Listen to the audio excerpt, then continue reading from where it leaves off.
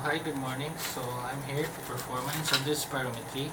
So first and foremost is we always make sure we check the patient's chart and then obtain any information that we need to do, and then after that we're also making sure that we have this device with us at all times. So when doing this, make sure we inspect the device for any cracks present. So if there is, we should immediately replace it with a new one just in case. And then once inside, we introduce ourselves to the patient and then let the patient know that what we're trying to do, what therapy are we going to do, such as good morning, my name is Anthony. I'm a respiratory care student from the respiratory department. So I'm here performing incentive spirometry. So this one is a therapeutic procedure for you to help expand your lungs even more, especially you just came from surgery, and then this would also help your muscles such as your diaphragm to have an exercise, prevent your lungs from any collapse, and also this would also allow them to cough even more, or if they have secretions they can even expectorate every after this one. So after explaining this one to the patient, make sure we check the patient's ID band to ensure they're the correct patient, and then reassess them, obtain vital signs, and make sure we always do auscultation, which is important for this one. And then once we're done, we always wash our hands, and then we will perform and demonstrate it in front of them. So when doing this, make sure we always demonstrate in front of the patient for them to fully understand how to perform this one. So first is we need to reposition the patient. If they're able to sit upright, that would be better, or if not, we just have to reposition the bed. And then we always have this mouthpiece in place, and then we position this one upright. And then when doing it, so we also have to check this chart to know, especially if example I will be the patient, so I will check it based on my height and my age.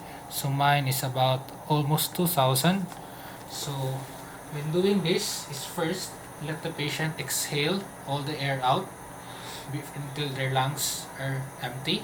So once you exhale all the air out, insert this mouthpiece inside. Make sure they're able to maintain a tight seal, and then their tongue should be underneath or below on this mouthpiece, and then allow them to take a slow deep inspiration until this white piston which rises up, and then once they reach the goal or it rises up, allow them to take a inspiratory hold for about 3 to 5 seconds.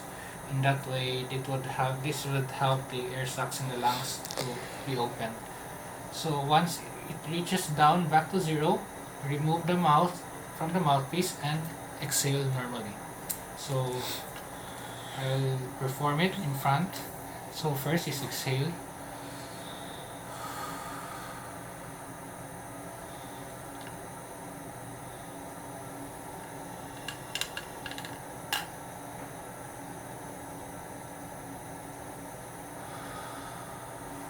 So after doing this one, if we want to do another attempt, let the patient rest for a few seconds, and then ideally if performing this, we should always make sure that it's only until 10 times per hour.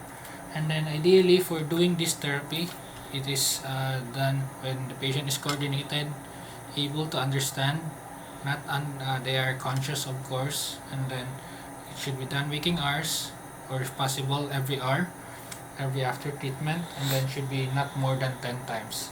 So once everything's done, every after treatment, let the patient cough if they're able to, because this would help mobilize the secretions. And then secondly, if everything's done, make sure you always put this one back the plastic container, and then the mouthpiece should be covered with a clean tissue cloth and put it inside.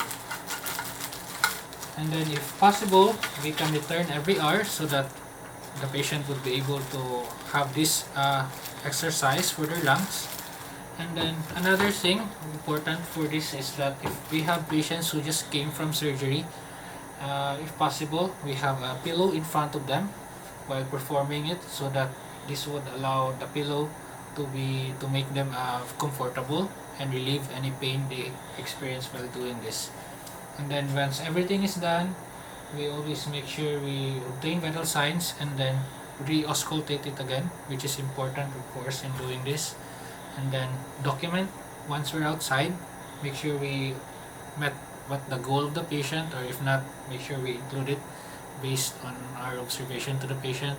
Communicate with the nurse or if the physician is present.